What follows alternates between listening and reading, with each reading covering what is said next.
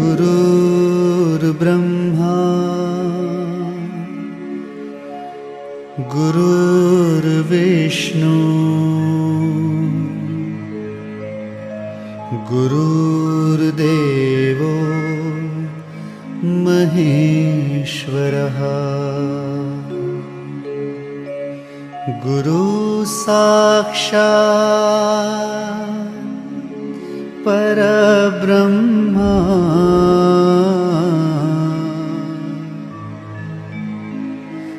तस्मै श्री गुरुवे नमः।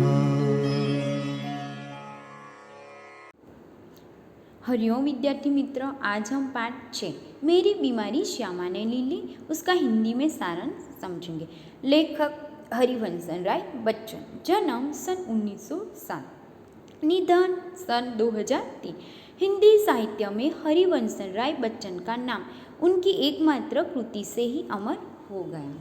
मधुशाला के कवि के रूप में बच्चन जी को इतनी शोहरत मिली कि उनकी मधुशाला का सभा सम्मेलन कवि गोष्ठी आदि में होता था। लोग बड़ी संख्या में उमड़ते थे। श्यामा हरिवंशन राय बच्चन की पहली पत्नी थी। बच्चन जी की बीमारी में उन्होंने तन मन से उनकी सेवा की। सेवा करते करते वे स्वयं बीमार हो गई और उसी बीमारी में उनकी मृत्यु हुई। प्रस्तुत संस्मरण में बच्चन जी ने अपने उन्हीं कठिन दिनों की यादें प्रस्तुत की गई है। गांधी जी कहते थे कि बीमार होना एक अपराध है।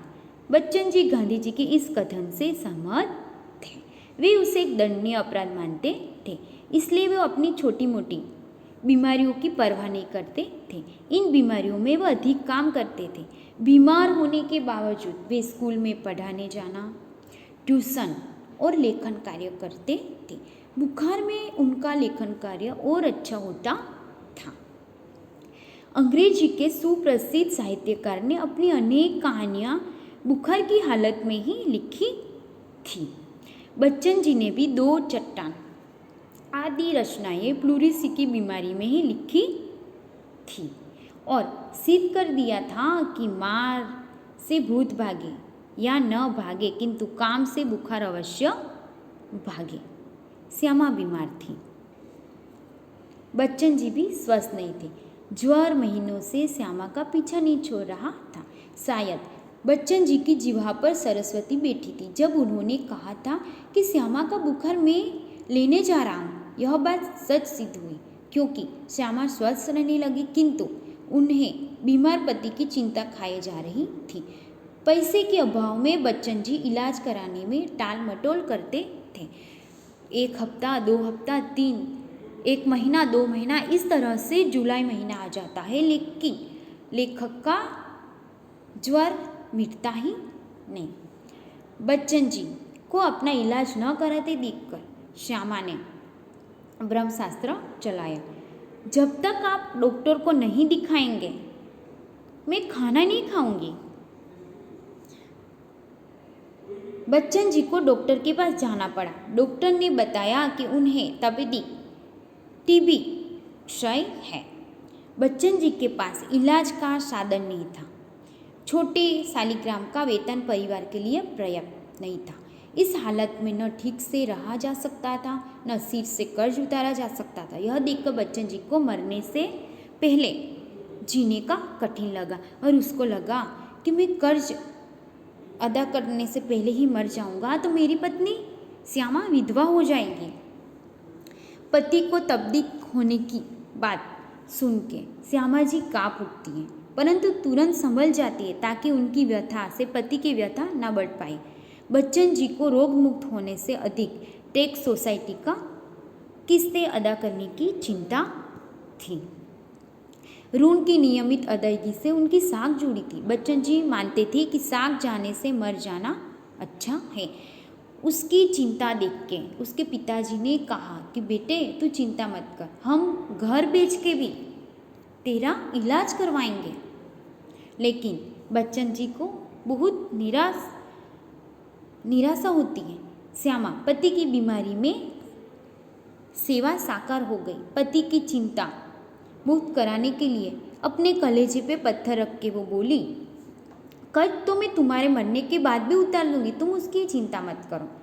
जब बच्चन जी अपने डॉक्टर मुखर्जी से कहा कि आपका इलाज बहुत महंगा है, मेरे पास आपके इलाज के लिए पैसे नहीं है, तो डॉक्टर ने अपने मुंहफट स्वभाव के अनुसार कह दिया, पैसे नहीं तो जाओ मरो।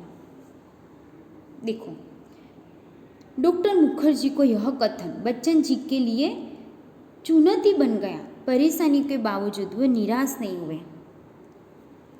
वो लुई के कुने में अपनी चिकित्सा पद्धति अपनाई और एलोपैथी में क्षय के रोगी को दूध, घी, मक्खन, अंडा अधिक से अधिक दिया जाता है।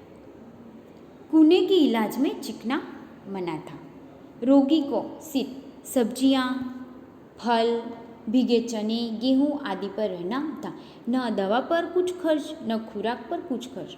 सही इलाज तो मेरी स्थिति के अनुकूल ही था और कामकाज साधारण ही किया जाना था। तो जिस दिन बच्चन जी के सही के ज्वार से मुक्त हुई, उसी दिन श्यामा ने खाट पकड़ी और वो कभी फिर उठी ही नहीं। बच्चन जी कैसे भी गुस्से थे, उन्होंने डॉक्टर की दी हुई जो दवाई की पर्ची भी फाड़ देते हैं। और लेखक को श्यामा की बीमारी मन ही मन अभी खाए जा रही थी और उन्होंने जिस दिन लेखक अच्छे हो जाते हैं, उसी दिन श्यामा भी बीमार हो जाती है। उन्होंने अंतिम सांसों तक बच्चन जी का ख्याल रखा। बच्चन जी का ख्याल था कि श्यामा ने मेरी बीमारी लेकर मुझे निश्चित रखने के लिए ये प्रयत्न में ही भारी कीमत उसने चुकानी पड़ी थी। श्यामा जी सच्ची अर्थों में बच्चन जी की अर्धांगिनी थी। ये पाठ यहाँ समाप्त होता है। अस्तु।